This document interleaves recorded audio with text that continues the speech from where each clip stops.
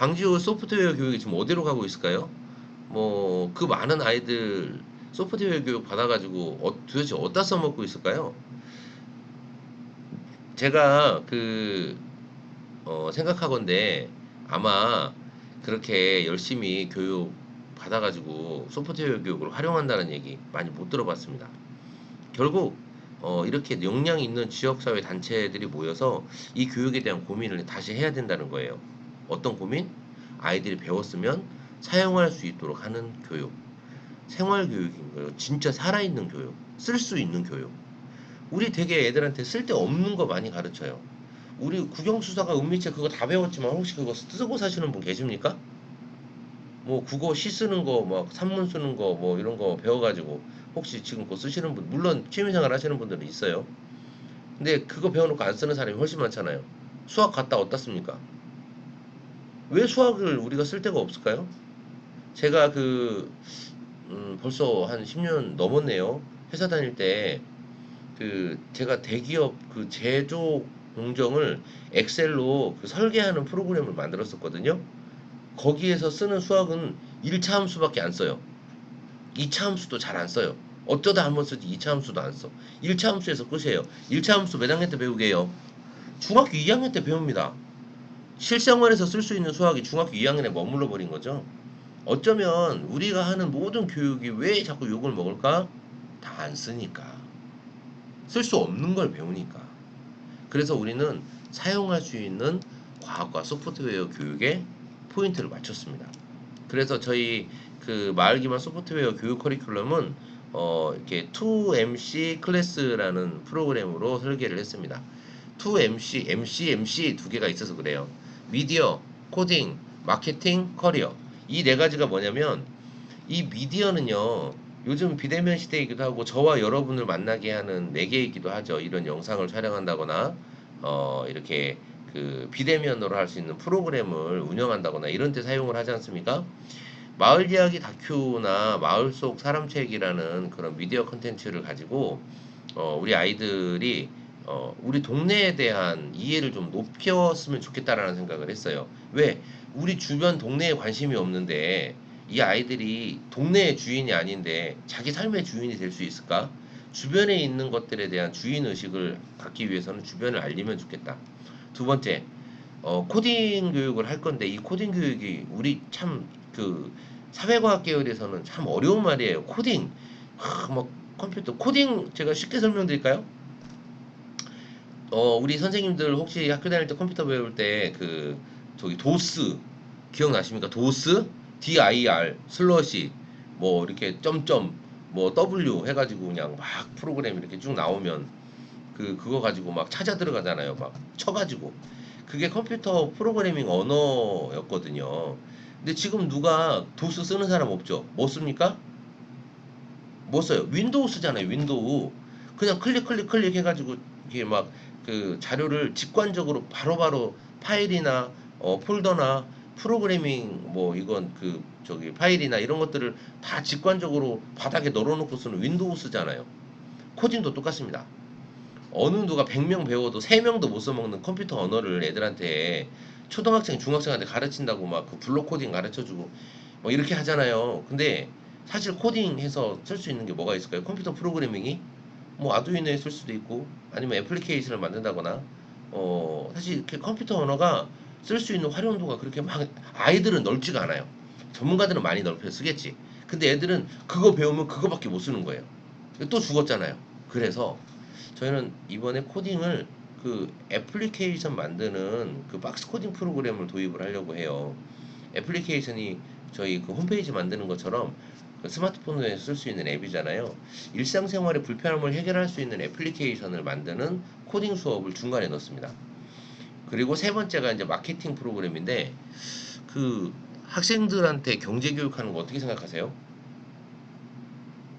왜요? 뭐 애들한테 뭐 벌써 돈 얘기하냐고? 뭐 돈 얘기를 애들한테 해서 뭐 할 거냐고 뭐 이렇게 생각하시는 분도 있는데 돈 교육 엄청 중요합니다. 돈 교육.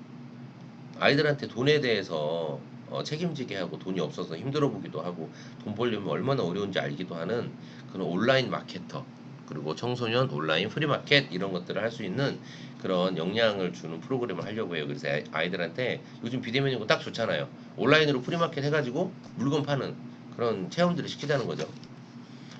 마지막으로 이제 커리어가 마지막 단계 교육인데, 아이들이 이렇게 동네에 관심 가지고 뭐 애플리케이션도 만들고 컴퓨터 다루는데 역량 강화하는데 본인들이 좋은 역량이 생기고, 그리고 마케팅을 통해서 뭔가 사람들을 설득하기 위한 경쟁력 있는 뭐 판매 루트, 제품 이런 것들에 대한 고민들을 하다 보면 현실적이 될 거 아닙니까? 그래서 그거에 관련된 우리 동네에 직업세상 사람책을 만들어서 어떤 그 다양한 사람들이 일하고 있는지, 그 사람들이 일하는데 내가 어떤 걸 준비하면 할 수 있는지, 그리고 나가는 사람은 사실 광고하지 않아도 가르치지 않아도 나가고 싶어 하지만, 안에서 잘 사는 사람들이 어떤 모양으로 잘 살고 있는지 보여주는 그런 네 가지 커리큘럼입니다. 이거를 제가 삼성에 교육을 하겠다고 제안을 했습니다. 아, 제가 이걸 할 수 있냐고요? 저 혼자는 죽어도 못합니다. 저는 그냥 센터 종사자일 뿐이에요. 하지만 지역사회를 잘 연계한다면, 역량 있는 청년들을 모은다면, 그리고 여기도 없다면 밖에 있는 교육자원을 비대면으로라도 연결시킨다면 저는 얼마든지 할 수 있다고 생각을 합니다. 1년 차에는 그래서 저희가 모델링을 만들 거예요. 비대면으로 할 수 있는 프로그램 이런 것들을 우리가 운영해보고, 비대면 역량을 가진 제작지원단을 구성을 하고, 운영 네트워크를 운영해서 이 만들어진 컨텐츠를 지역사회가 사용할 수 있도록, 그리고 컨텐츠 개발과 평가회를 해서 우리 영광군 청년들이 이런 비대면 역량을 가진 컨텐츠를 만들어낼 수 있다는 걸 보여주는 게 1년 차의 목표고요. 2년 차는 지역 내 활용입니다.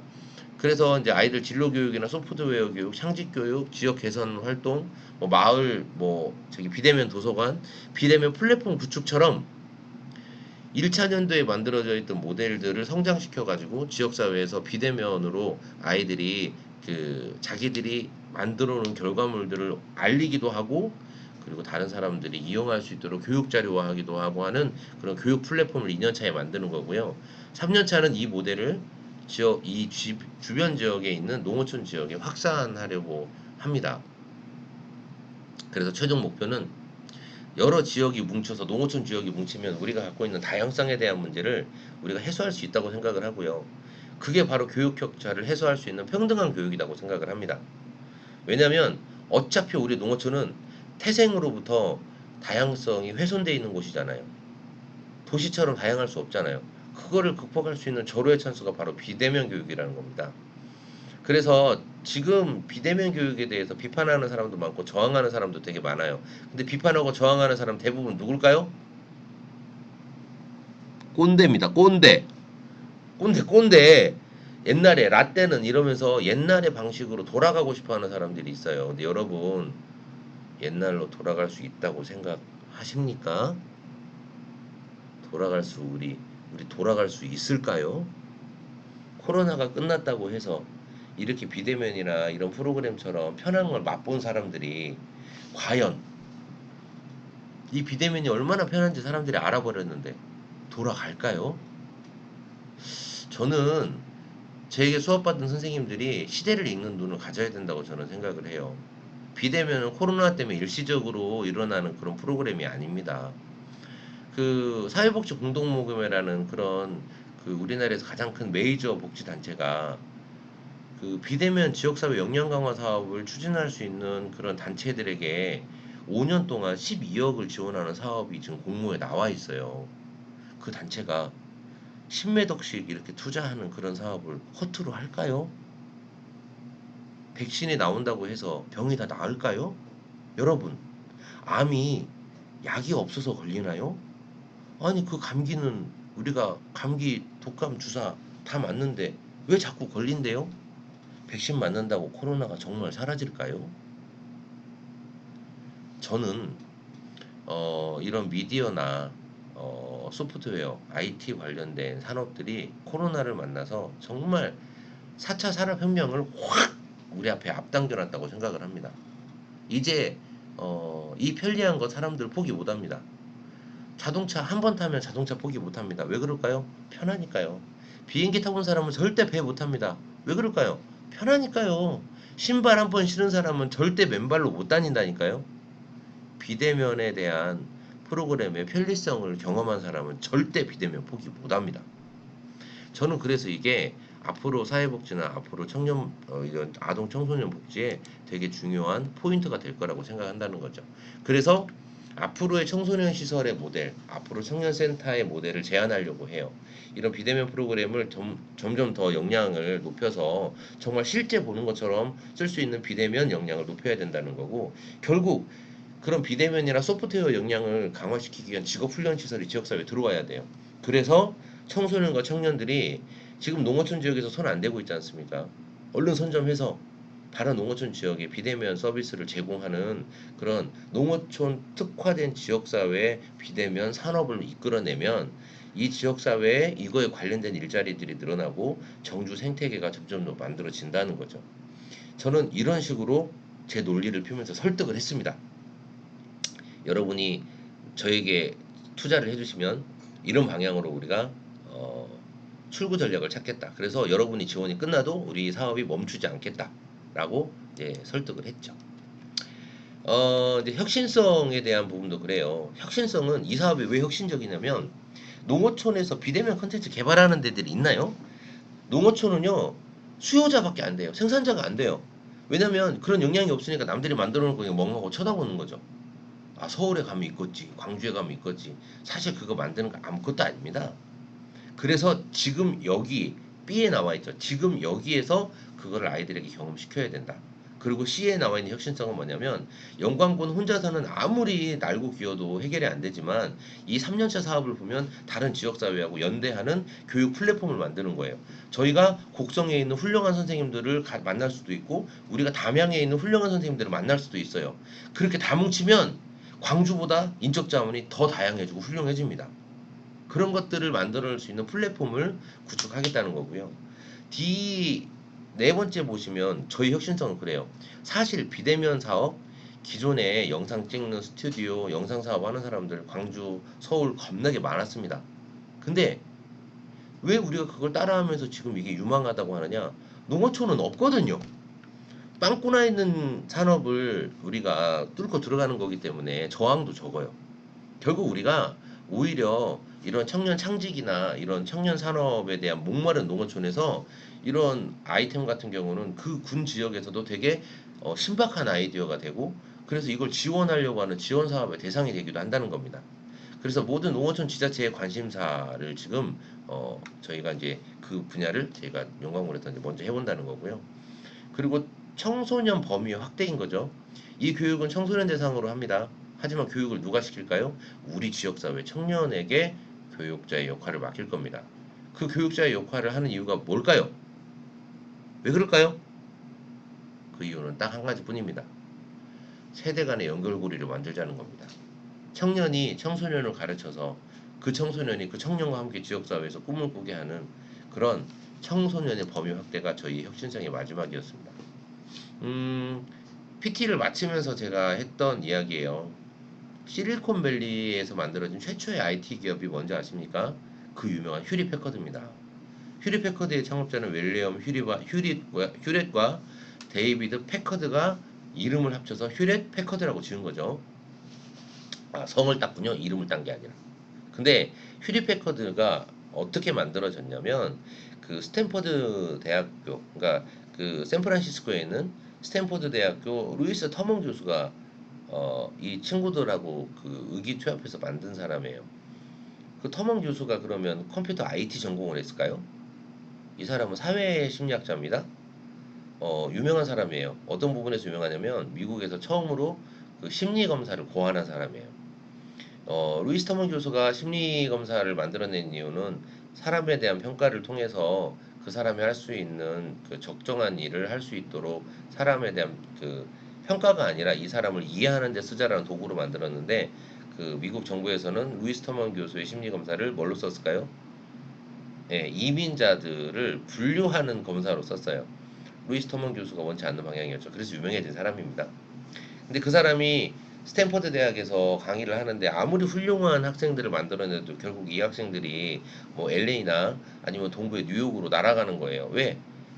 그 당시에 샌프란시스코에서는 그 괜찮은 일자리가 없었거든요. 그래서 청년들이 일자리를 만들자고 만들었던 게 휴리패커드고 그 휴리패커드가 바로 실리콘밸리에 시초가 된 겁니다. 저는 비대면 사업도 이와 똑같은 동기를 가지고 만들었습니다. 비대면이나 IT 역량을 갖추는 것, 어쩌면 우리가 청소년들에게, 청년들에게 해줄 수 있는 그런 일이다.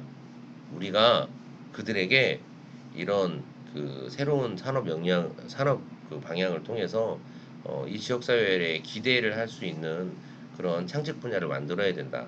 이 창직 분야가 많아지면 우리 영광도 실리콘밸리처럼 서울에 있는 그 저기 샌드박스처럼 이런 영상을 만드는 산업 쪽으로 저희가 좀 성장할 수 있지 않을까라는 생각을 하고 이 사업을 제안을 했어요. 그리고 제가 용감하게 무식하게 이렇게 얘기했습니다.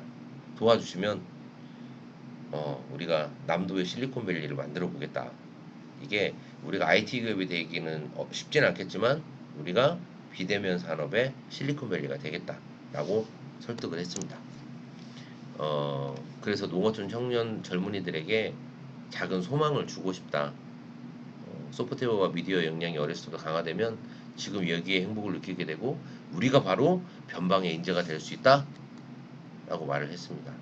누군가에게 나눔과 꿈은 사업일지 모르겠지만 우리에게는 위태로운 우리나라 농어촌 현실을 해결할 꿈과 비전을 나누는 일이라고 그렇게 생각했습니다. 그래서 전국에 농어촌 청소년 마을 교육의 모델이 되고 싶고 그래서 모든 농어촌 청소년들의 꿈과 희망을 주는 그런 모델이 되고 싶다. 그 생각을 우리 영광군 마을교육 활동가들하고 함께 꿈꾸고 PT에 왔다라고 제가 말씀을 드리고 PT를 마쳤습니다. 제게 시간이 5분 주어주더라고요 그때. 5분 동안 이 얘기를 정말 핵심 단어만 딱딱딱 집어서 했습니다. 핵심만 집어서 5분 동안 얘기를 듣고 교수님들이 웃더라고요. 그러니까 핵심 단어들이 그렇잖아요. 실리콘밸리, 변방의 장수 뭐 이러잖아요. 지금 여기 뭐 청소년의 미래, 뭐 지역사회의 인구 문제 이렇게 막 접근하잖아요. 그 사람들 웃기려고 한 얘기 아닙니다. 저 진짜입니다. 사회복지사는요, 어려운 사람을 도와줘서 딱 한 발 앞세워주게 하는 게 아니라 지역사회의 문제를 그 대상들과 함께 어떻게 해결할까라고 꿈꾸는 저는 운동가라고 생각을 해요. 저는 청년을 만나고 있고요. 청소년을 만났던 사람이거든요. 토론도 좋고, 발제도 좋고, 뭐, 이렇게 정책도 좋고 다 좋은데요. 저는 실천가입니다. 제가 생각하고 고민했던 일을 저는 결코 머릿속에만 두지 않습니다. 이 사업이 선정이 됐기 때문에 내년 1월부터 이 사업은 달립니다. 그 성과가 정말 지역사회에 좋은 효과가 되었으면 좋겠고, 이렇게 마을을 알고, 우리를 알고, 새로운 기술의 경험에 두려워하지 않는 청소년들이 점점 청년들이 쌓인다면 저는 영광군의 정말 미래는 밝을 거다라고 생각을 해요.